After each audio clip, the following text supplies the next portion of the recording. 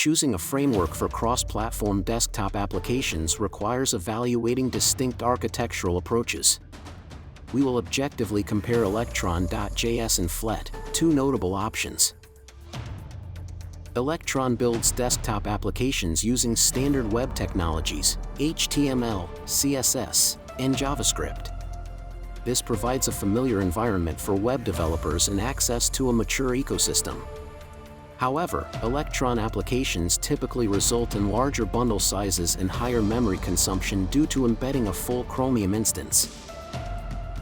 Flet enables desktop app development with Python, leveraging Flutter for UI rendering.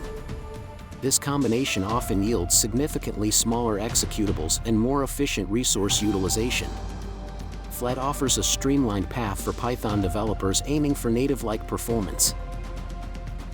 The selection between Electron and Flet depends on project priorities. Electron excels in web technology reuse and extensive UI customization. Flet is advantageous for Python-centric teams prioritizing performance, smaller footprints, and rapid development with a modern UI toolkit.